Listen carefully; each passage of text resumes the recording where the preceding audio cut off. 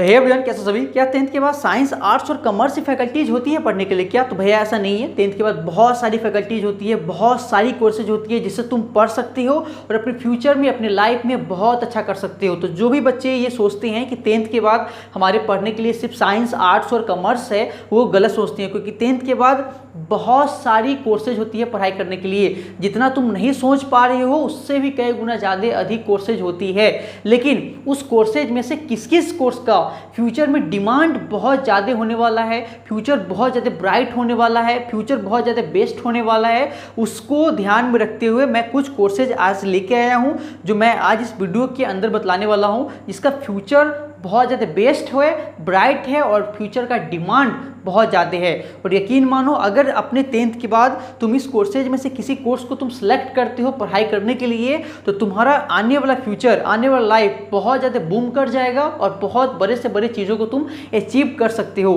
देखो, एक चीज़ तुम्हें बहुत अच्छे से मालूम है कि ये जो तुम्हारा साइंस, आर्ट्स और कॉमर्स होता है, ये पॉपुलर स्ट्रीम के अंदर आता है। ठीक है, पॉपुलर स्ट्रीम जो हुआ, तुम्हें ये तीनों बहुत अच्छे से पहले से भी मालूम है कि साइंस, आर्ट्स और कॉमर्स होता है पढ़ाई करने के लिए। ठीक है, और इसका ड्यूरेशन कितने सालों का होता है? 2 सालों का। ठीक है, लेकिन किसी बच्चा को मन किया कि ना भैया, मुझे इसके अलावा कुछ करना है। तुम इसके अलावा एक और नाम सुने होंगे, पॉलिटेक्निक का, जिसको हम लोग टेक्निकल कोर्सेज भी बोलते हैं। ठीक है, अब इस पॉलिटेक्निक के अंदर क्या क्या आता है? तो पॉलिटेक्निक के अंदर तुमको computer engineering, civil engineering, electrical engineering, automobile engineering, mechanical engineering, बहुत सारी इंजीनियरिंग का ब्रांचेस तुम्हें मिल सकता है इसके अंदर पढ़ने के लिए। तो ये पॉलिटेक्निक क्या है भैया? तो ये पॉलिटेक्निक को तुम जूनियर इंजीनियरिंग बोल सकते हो। ठीक है, जो इंजीनियरिंग होता है ना, बीटेक वगैरह, उसका छोटा भाई। ठीक है, यानी जूनियर इंजीनियरिंग तुम इसको बोल सकते हो पॉलिटेक्निक का। इसका ड्यूरेशन कितने दिनों का होता है? तो इसका ड्यूरेशन 3 सालों का होता है और इसको करने का एक प्रॉफिट भी होता है।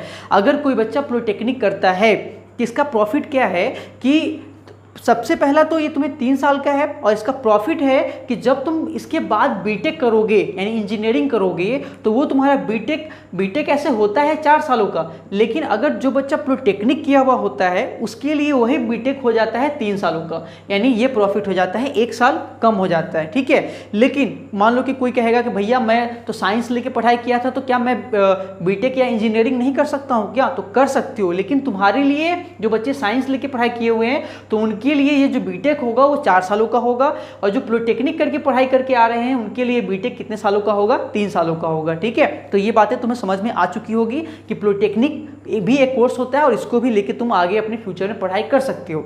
इसके अलावा भी कुछ कोर्सेज है, जैसे कि हो गया ITI, जिसका फुल फॉर्म होता है इंडस्ट्रियल ट्रेनिंग इंस्टीट्यूट। जो भी इंडस्ट्रीज वगैरह होता है, उसमें जो छोटे मोटे एम्प्लॉय वगैरह होते हैं, वो इस कोर्स को जरूर किए हुए होते हैं। ठीक है, तो ITI भी तुम कर सकते हो। ITI भी एक कोर्स होता है, 10th के बाद का कोर्स होता है, जिसको तुम करके जो है बहुत अच्छा कर सकते हो अपने लाइफ के अंदर। ठीक है, इसके बाद एक और कोर्स होता है जिसका नाम है होटल मैनेजमेंट। ऐसे तो ये कोर्स 10+2 का होता है, लेकिन किसी बच्चों का अगर शौक है कि नहीं मैं होटल मैनेजमेंट ही मुझे करना है, तो तुम उसको आफ्टर 10th के बाद कर सकते हो। ठीक है, यानी 10th के बाद भी तुम लग जाओगे तो कोई इसमें प्रॉब्लम वाली बात नहीं है। अब ये होता क्या है होटल मैनेजमेंट? तो तुम जो बड़े से बड़े होटल्स वगैरह देखते हो, उस होटल्स में जो मैनेजर वगैरह होता है, या बड़े से बड़ा जो उसका पोस्ट पे बंदा बैठा हुआ होता है, या खाने बनाने वाला जो बंदा सब होता है, वो सब यही जो है कोर्स किया हुआ होता है। वो एवे ही नहीं चल गया रहता है। ठीक है, कि जो लोग अच्छा खाने बनाना आया तो तुम जो है होटल, बड़े से बड़े होटल में तुम्हारा सिलेक्शन हो जाएगा, नहीं, वो सभी का सभी होटल मैनेजमेंट किया हुआ होता है। ठीक है, ये तुम्हारा 3 सालों का ड्यूरेशन होता है और इसके आगे भी तुम पढ़ सकते हो। ठीक है, तो एक तुम्हारा होटल मैनेजमेंट का कोर्स हो गया, बहुत डिमांडेबल है। मेरे जान पहचान में ऐसे बंदे हैं जो होटल मैनेजमेंट करे हुए हैं और आज अपने लाइफ में बहुत बूम कर रहे हैं, बहुत जो है पैसे जो है इनकम कर रहे हैं, छाप रहे हैं। ठीक है, तो ये भी एक अच्छा खासा कोर्स है। इसके बाद कोर्स होता है जर्नलिज्म का। अगर मान लो कि किसी बच्चे को है कि नहीं मुझे रिपोर्टर ही बनना है, ठीक है, तो वो क्यों जाए भैया अपना समय बर्बाद करने 10+2 के अंदर? तुम डायरेक्ट, अगर जिस बच्चे को अगर जर्नलिज्म के अंदर जाना है, रिपोर्टिंग करना है, तो तुम डायरेक्ट जर्नलिज्म का कोर्स कर सकते हो। ये तुम्हारे लिए 1 से 3 साल का कोर्स होगा और इसके बाद भी जो ये कोर्स होते रहता है। ठीक है, ये 10+2 के लेवल पे भी जो है इसका कोर्स होता है। ठीक है, ग्रेजुएशन लेवल पे भी होता है, तो ये तुम कर सकते हो। ठीक है, ये भी एक बहुत अच्छा खासा कोर्स है और तुम आजकल देख ही रहे हो कि जो न्यूज़ रिपोर्टिंग वाला जो है आजकल कितने ज़्यादा जो है अपने लाइफ में आगे बढ़ रहे हैं और पैसे इनकम कर रहे हैं। ठीक है, तो ये भी एक कोर्स हुआ। छठा कोर्स के बारे में मैं थोड़ा बतलाना चाहता हूँ, फोटोग्राफी। जो तुम बिल्ड लाइफ फोटोग्राफी देखते हो या नेचर का जो फोटोग्राफी देखते हो, उस एक एक फोटो का कॉस्ट, तुम्हें यकीन नहीं होगा, एक एक फोटो का कॉस्ट जो है लाखों और करोड़ों रुपया तक होता है, एक एक फोटो का कॉस्ट। तो जो बच्चे अगर अच्छे से खाली फोटोग्राफी सीख लिए ना, तो वो अपने लाइफ में समझ सकते हो कि कितना पैसा छाप सकता है। एक संदीप महेश्वरी सर का नाम सुने होंगे, वो फोटोग्राफर ही हैं। देखो आज अपनी लाइफ में कहाँ पहुँचे हुए हैं। तो एक फोटोग्राफी भी करके तुम अपने लाइफ में बहुत अच्छा कर सकते हो, बहुत बूम कर सकते हो। ठीक है, आगे है ग्राफिक डिजाइनिंग। ये भैया फ्यूचर का कोर्स है, फ्यूचर का डिमांडेबल कोर्स है। ये अभी समझो कि अभी जो ग्राफिक डिजाइनिंग हो रहा है ना, वो मात्र 10 से 20% ही हो रहा है। आने वाला समय में जो ग्राफिक डिजाइनिंग का जो कोर्सेज हो, मतलब कि जो डिमांड है, वो समझ जाओ कि जब आज से 20 साल 30 साल बाद जब आगे बढ़ोगे, तो ये फ्यूचर का कोर्स है, जो फ्यूचर में बहुत ज़्यादा इसका डिमांड होने वाला है। सबसे ज़्यादा डिमांड जितना भी कोर्सेज मैंने लिखा है उसमें से इसका है, ग्राफिक डिजाइनिंग का।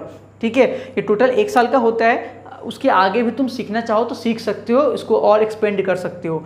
और लास्ट डिजिटल मार्केटिंग, जो तुम सुनते हो बहुत सारा, एफिलिएट मार्केटिंग। तो कौन कौन मार्केटिंग, जिससे बच्चे जो है बहुत लाइफ में अच्छा आगे कर रहे हैं, बूम कर रहे हैं, फोड़ रहे हैं। जो 7 नंबर और 8 नंबर जो कोर्सेज मैंने बतलाया, ये फ्यूचर का डिमांडेबल कोर्स है। फ्यूचर में जिसका बहुत ज़्यादा डिमांड होने वाला है वो है। और ग्राफिक डिजाइनिंग की तो बहुत ज़्यादा आने वाले 10 से 20 साल के अंदर, 10 से 20 साल तो मैंने ज़्यादा बोल दिया, आने वाला 10 साल के अंदर ये जो ग्राफिक डिजाइनिंग है ना, इसका बहुत ज़्यादा डिमांड होने वाली है। और जो बच्चे इसको कर रखे होंगे, समझ जाओ कि वो अपने लाइफ में कहाँ पहुँचेंगे। तो ये ग्राफिक डिजाइनिंग और डिजिटल मार्केटिंग का कोर्स बहुत ज़्यादा डिमांडेबल है आने वाले समय में। और बाकी कोर्सेज भी मैंने बताया तो वो भी बहुत अच्छे हैं। ऐसे और भी कोर्सेज होती है, मैंने पहले भी बोला और भी कोर्सेज होती है, लेकिन फ्यूचर में डिमांड जिसका ज़्यादा है उसी को मैंने तुमको इस वीडियो के अंदर बतलाया है। ठीक है, इसमें से अगर कोई भी कोर्सेज तुम सेलेक्ट करते हो अपने 10th के बाद पढ़ने के लिए, तो यकीन मानो तुम अपनी लाइफ में बहुत बड़ा बूम करोगे और बहुत बड़े से बड़ी अचीवमेंट को प्राप्त करोगे। ऐसे तो तुम्हारे पास पॉपुलर स्ट्रीम है ही पढ़ने के लिए, साइंस, आर्ट्स और कॉमर्स, लेकिन इसके अलावा कोई बच्चा किसी दूसरे चीज़ में इंटरेस्ट रखता है तो वो डायरेक्ट इस कोर्सेज को भी जो है पढ़ सकता है। और भी अनदर कोई भी क्वायरीज है, पढ़ाई से रिलेटेड प्रॉब्लम है, कमेंट सेक्शन में दे मारो। अगली वीडियो में उसको सॉल्व करने की कोशिश करा जाएगा। मिलते हैं नेक्स्ट वीडियो में। Have a good day, bye bye, take care.